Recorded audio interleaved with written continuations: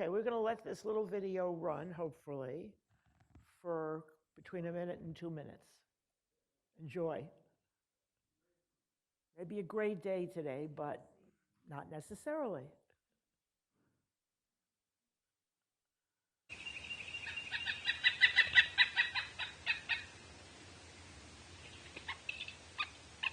Sorry, it's for you. It's from Cornell Laboratory of Ornithology.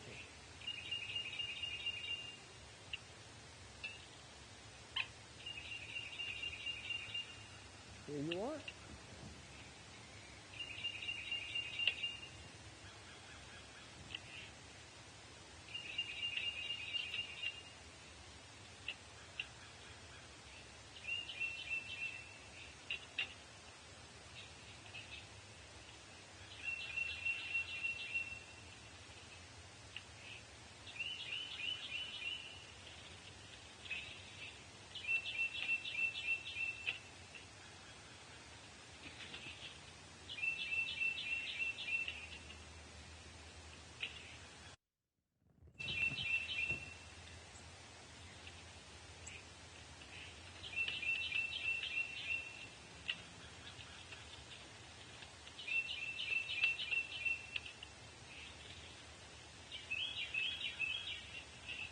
Imagine they have these bird cams going all the time.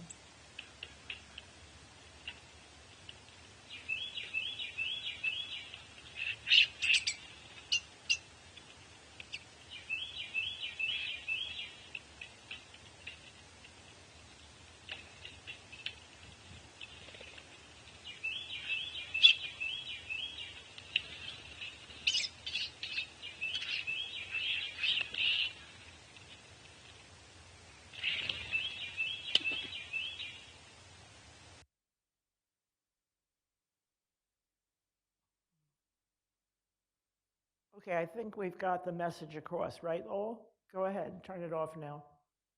Just leave me the picture if you can. Okay? I'm going to have a little introduction I want to read for you. Some of you have heard me read before, others have not. I'm Carol Goldsmith.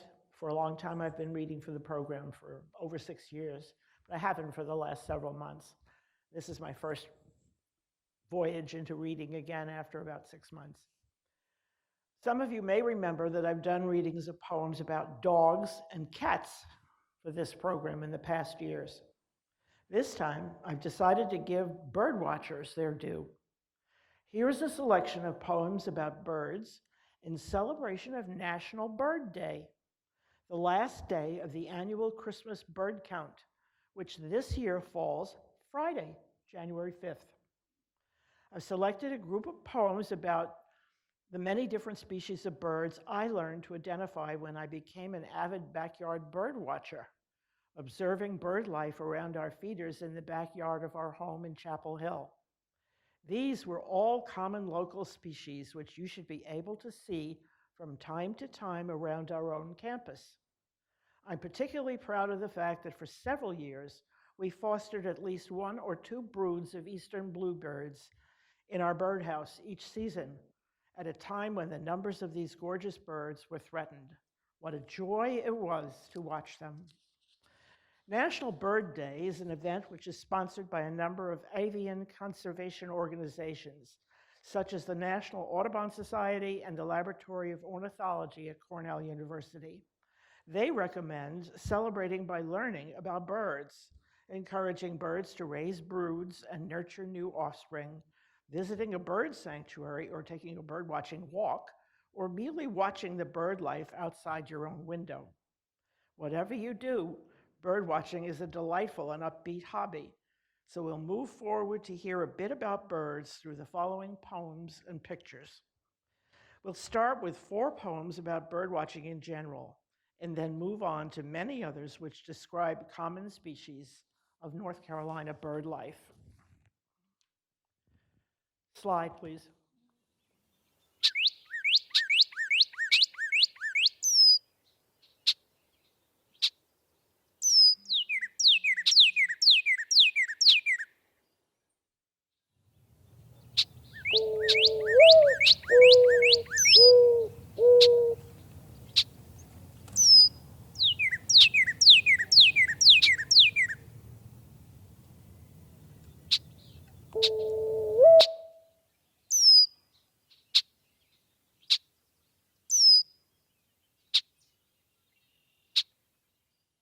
Three Things to Remember by William Blake. A robin redbreast in a cage puts all heaven in a rage. A skylark wounded on the wing doth make a cherub cease to sing. He who shall hurt the little wren shall never be beloved by men. Next, please.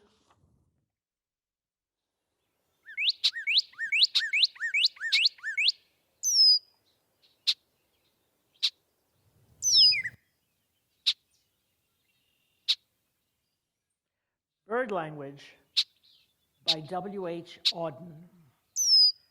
Trying to understand the words uttered on all sides by birds, I recognize in what I hear noises that betoken fear. Though some of them I'm certain must stand for rage, bravado, lust, all other notes that birds employ sound like synonyms for joy. Slide, please.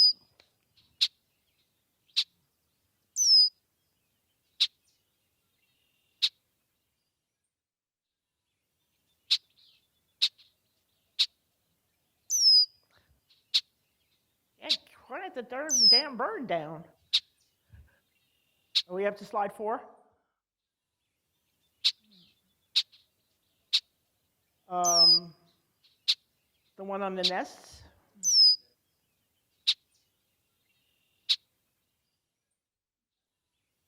Bird's Nests by John Clare. How fresh the air, the birds how busy now. In every walk, if I but peep, I find nests newly made or finished all, and lined with hair and thistledown.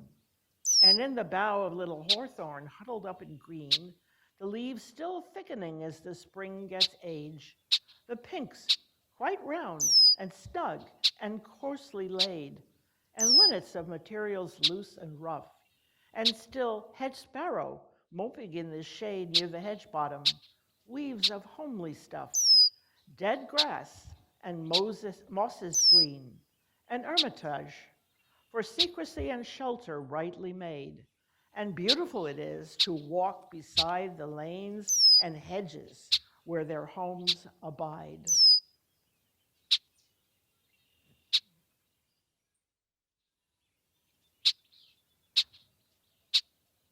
Slide 5, the bird market.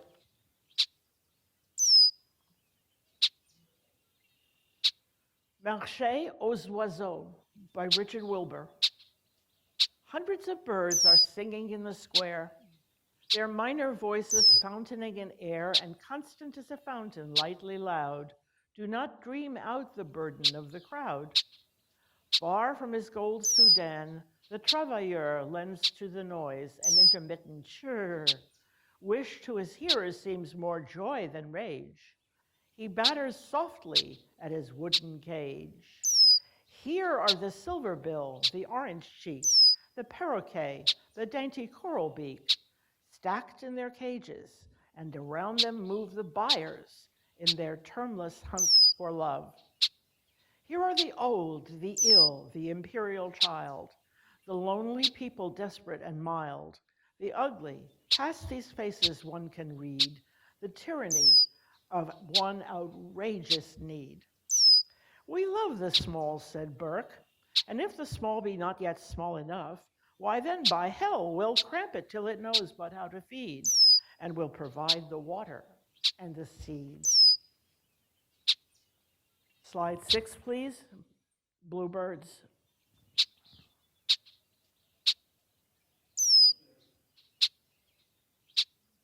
Thank you. Tell me when the show's. Would you do that as we go along? Thank you. Advice to a Bluebird by Maxwell Bodenheim. Who can make a delicate adventure of walking on the ground?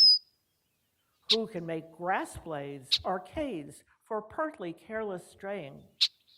You alone, who skim against these leaves, turning all desire into light, whips molded by your deep blue wingtips. You who shrill your unconcern into the sternly antique sky. You to whom all things hold an equal kiss of touch. Mincing wanton bluebird, grimace at the hoofs of passing men. You alone can lose yourself within a sky and rob it of its blue. Slide 7. Chickadees. Right. From Fragments on Nature and Life by Ralph Waldo Emerson, and a second one called The Chickadee, also by Emerson. From Fragments.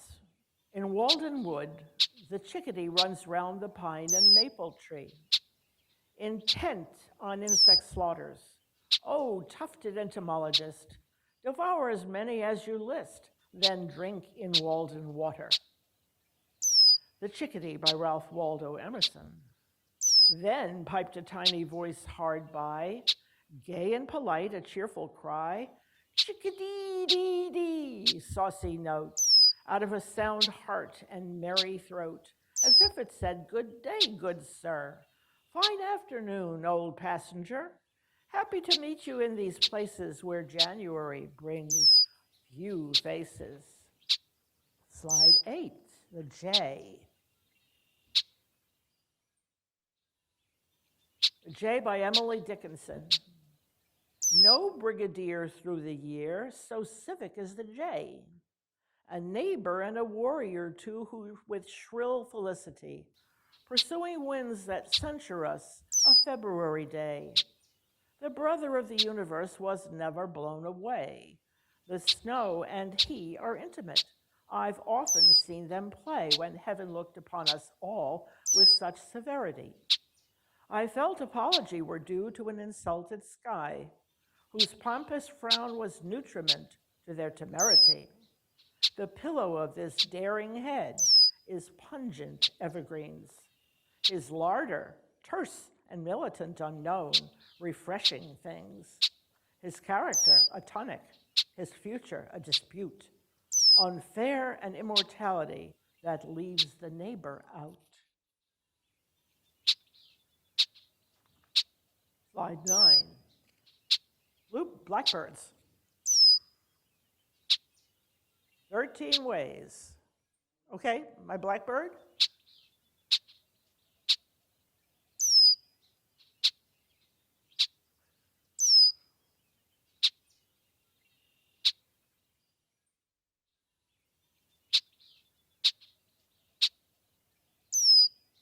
Out there?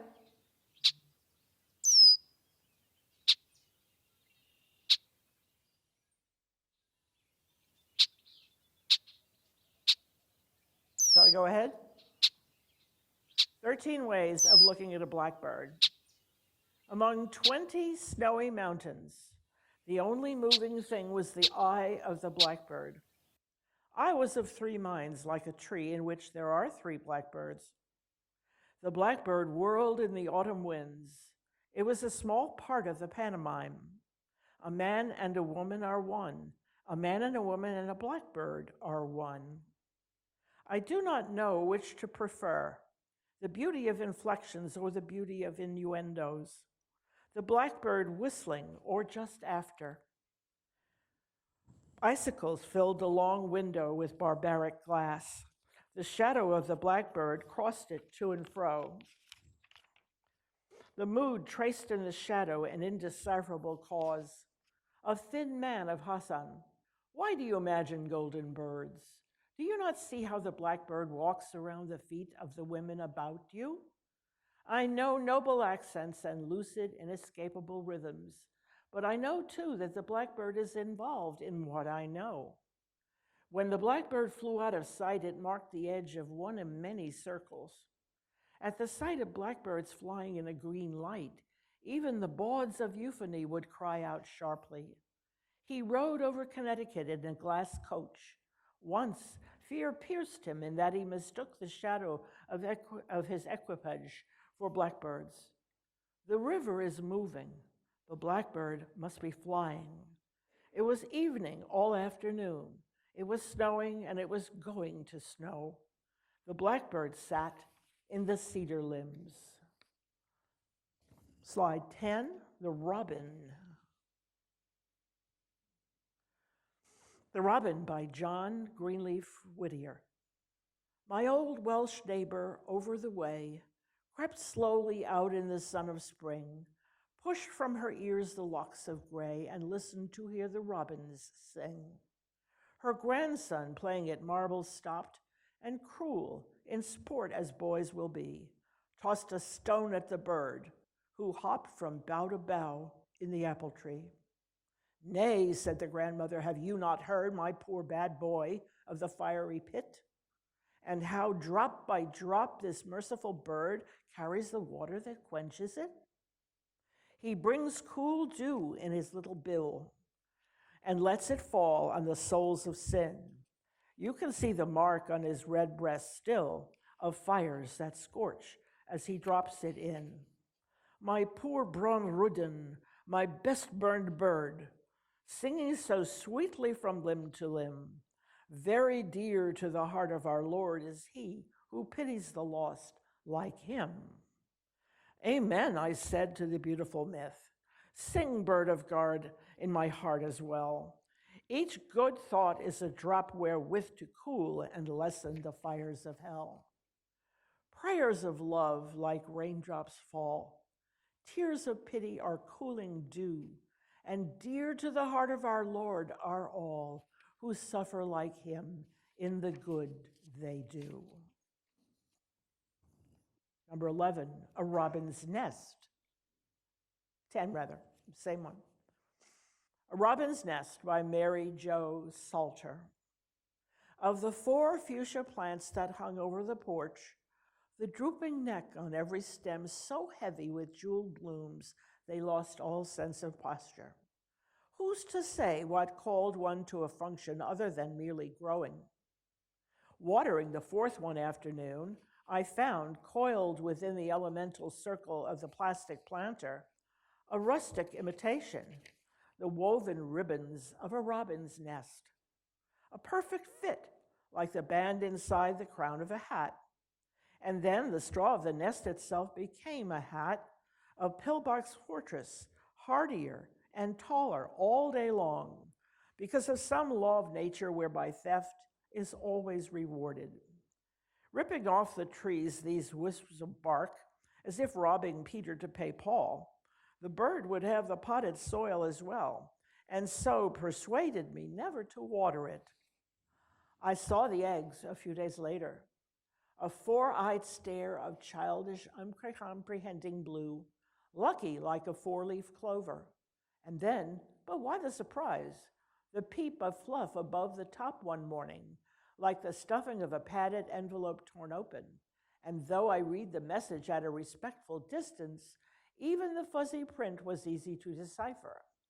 While the vines were nearly dead, 4 buds, less like the fuchsias than a snapdragon's that never snapped, flung back their heads on funny rubber necks, beaks open in a parody of ecstasy. And through the air, she swooped to them who couldn't see what they'd been longing for, the tender worm that streamed like a banner from her beak, the lifted battle flag of life's own bloody victory. Slide 11, The Hawk. Evening Hawk by Robert Penn Warren. From plane of light to plane, wings dipping through geometries and orchids that the sunset builds. Out of the peak's black angularity of shadow, tiding the last tumultuous avalanche of life, of light above pines and the guttural gorge, the hawk comes. His wing sighs down another day. His motion is that of the honed steel edge. We hear the crashless fall of stalks of time. The head of each stalk is heavy with the gold of our error. Look, look, he's climbing the last light, who knows neither time nor error, and under whose eye, unforgiving the world unforgiven, swings into shadow. Long now, the last thrush is still. The last bat now cruises in his sharp hieroglyphics. His wisdom is ancient too and immense. The star is steady like Plato over the mountain. If there were no wind, we might, we think, hear the earth grind on its axis, or history drip in darkness like a leaking pipe in the cellar. Slide 12. And we have 3 poems about owls. Owls by Charles Baudelaire, translated by Richard Howard.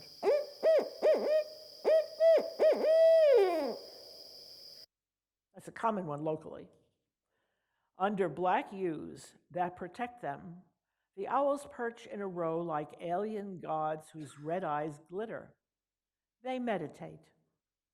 Petrified, they will perch there till the melancholy hour when the slanting sun is ousted and darkness settles down.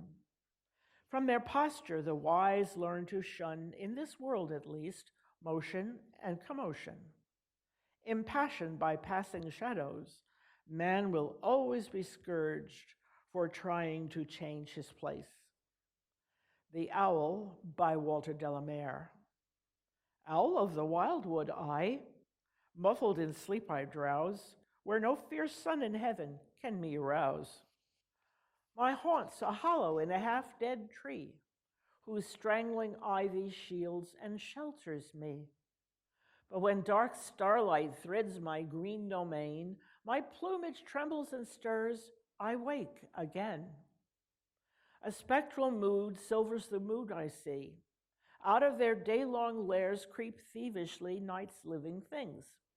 Then I, wafted away on soundless pinions, fly, curdling her arches with my hunting cry. Ahoo, ahoo!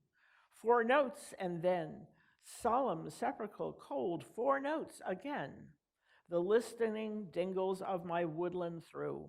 Ahoo, ahoo, ahoo! Owl by Sylvia Plath. Clocks belied 12.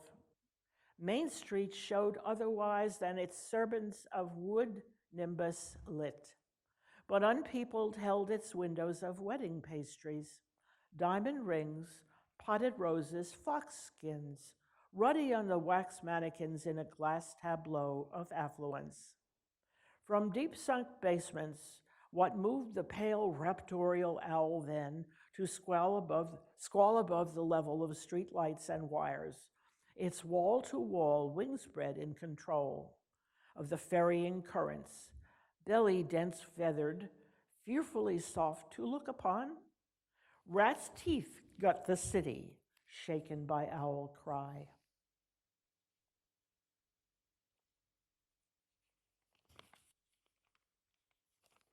Okay, number 13, and that would be a very short one, the titmouse.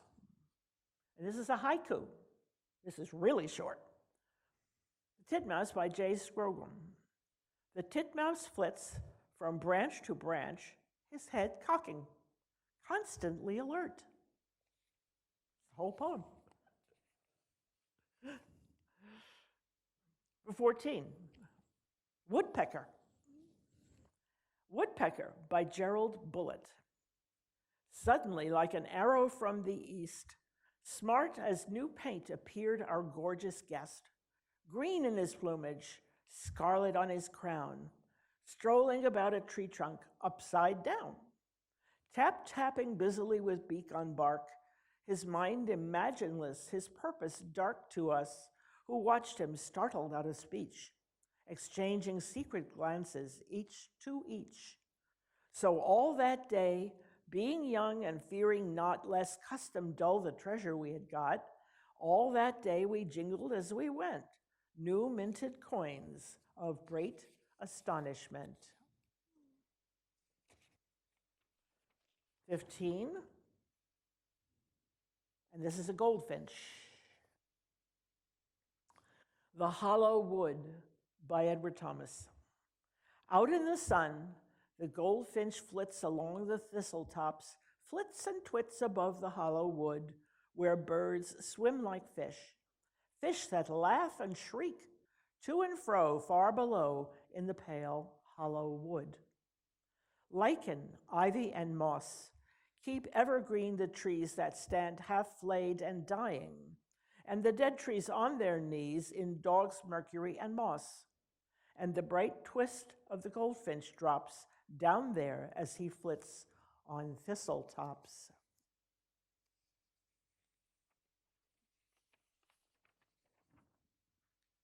Number 16, The Hummingbird, by D.H. Lawrence. Hummingbird. I can imagine in some other world, primeval dumb far back in that most awful stillness, that only gasped and hummed, hummingbirds raced down the avenues. Before everything had a soul, while life was a heave of matter half inanimate, this little bit chipped off in brilliance and went whizzing through the slow, vast, succulent steins. I believe there were no flowers then, in the world where the hummingbird flashed ahead of creation. I believe he pierced the slow vegetable veins with his long beak. Probably he was big as mosses, and little lizards, they say, were once big. Probably he was a jabbing, terrifying monster. We look at him through the wrong end of the long telescope of time, luckily for us. Number 17, pigeons. I've got some plain common pigeons up there. By Vikram Seth. And a second one, Pigeons in the Grass by Gertrude Stein. Pigeons by Vikram Seth. The pigeons swing across the square, suddenly voiceless in midair, flaunting against their civic coats the glassy oils that scarf their throats. Pigeons in the Grass by Gertrude Stein. Pigeons on the grass, alas. Pigeons on the grass, alas.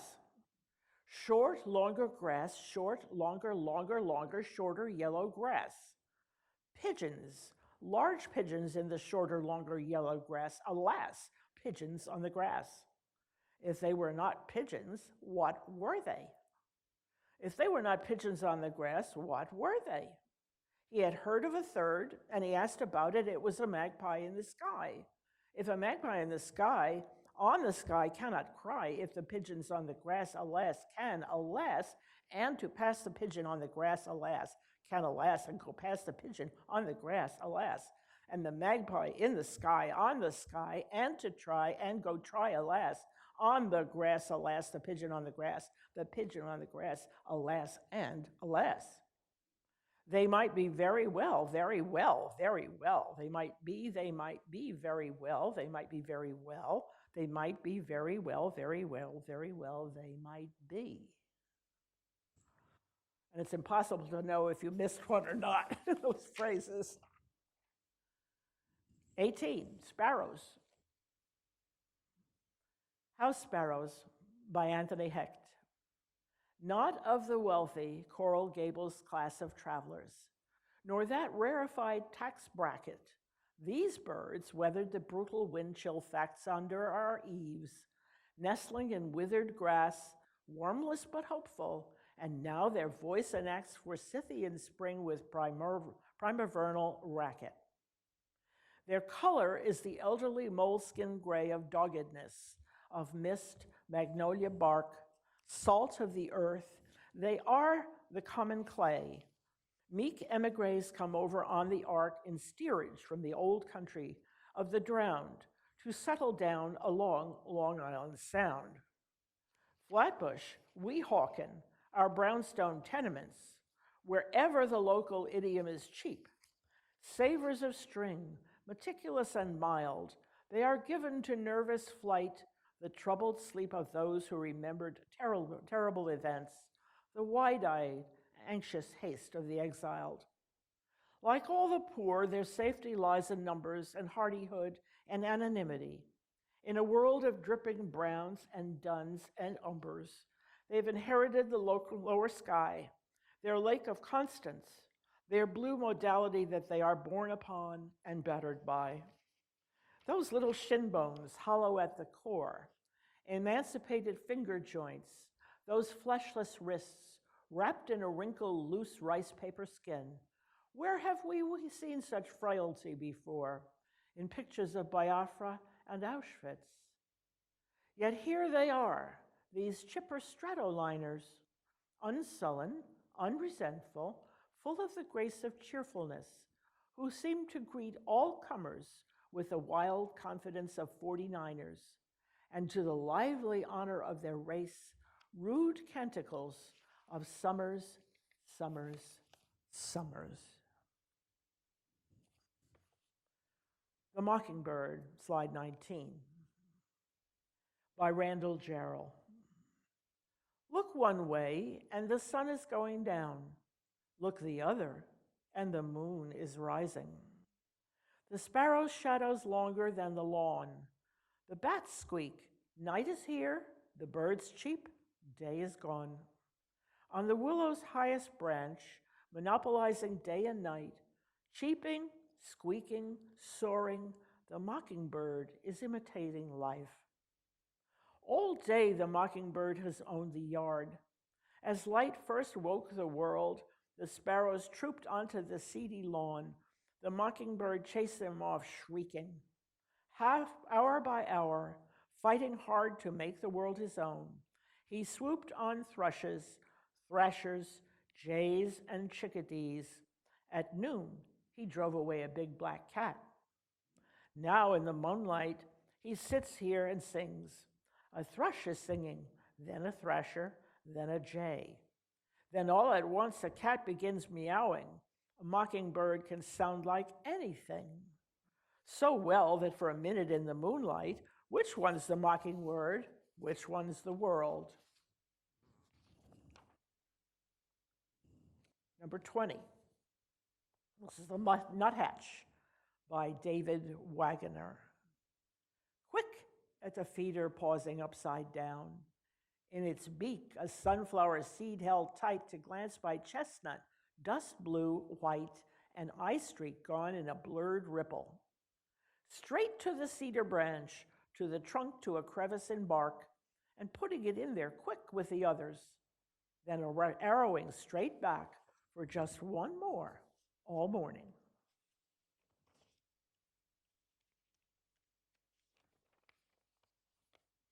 Oops, there we go. Wren, number 21. Jenny Wren by Walter de la Mare. Of all the birds that rove and sing near dwellings made for men, none is so nimble, feet and trim as Jenny Wren. With pinpoint bill and tail a cock, so wildly shrill she cries, the echoes on his roof tree knock and fill the skies. Never was sweeter seraph hid within so small a house, a tiny, inch-long, eager, ardent, feathered mouse. Number 22, The Mourning Dove by William Waterway. One day of new snow, a lone gray-brown dove swoops in for a swallow. Unlike most birds, it drinks without lifting its beak. With nary a blink of beady black eyes on legs red-pink, the dove does drink. After having its fill, the dove does rest. Beneath nearby white pine my hands did plant 15 years past. As frozen crystals swirl, deeper the dove walks beneath pine bough, a shield from above for one lone dove. I watch the slender figure nestle down into leaves brown, pulling them with tiny beak, lovingly close one by one for comfort from cold. Feeling warm and safe from harm in home of the moment, its tired eyes slowly close. I watch this symbol of peace sleep and wonder at its morning song, sung for our world each morning.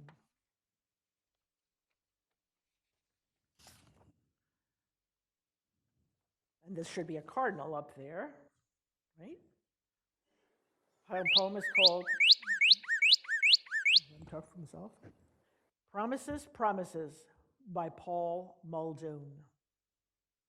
I am stretched out under the lean-to of an old tobacco shed on a farm in North Carolina.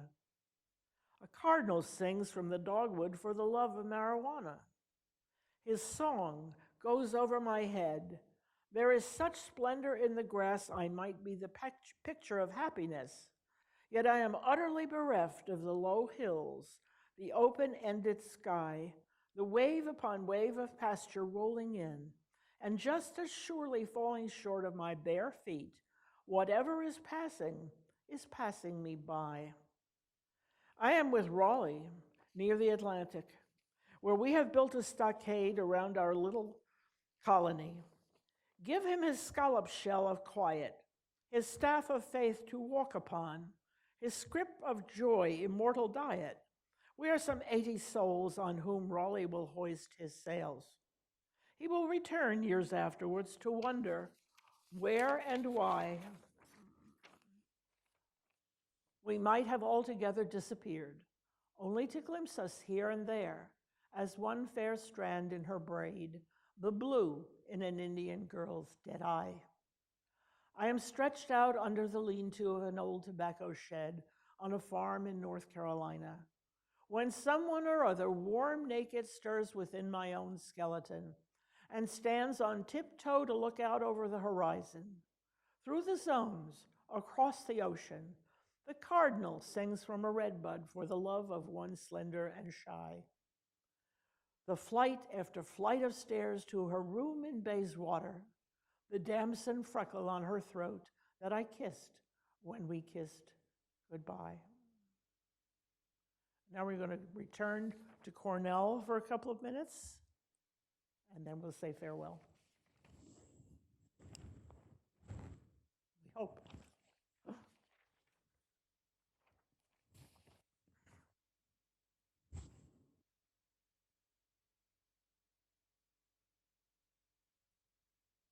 Not, okay.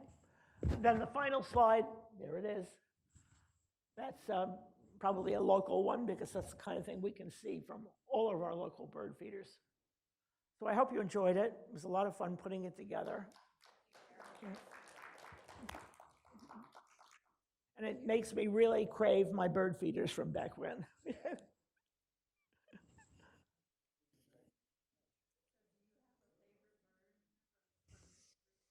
The bluebirds. The bluebirds. I was just enthralled with them. I still am.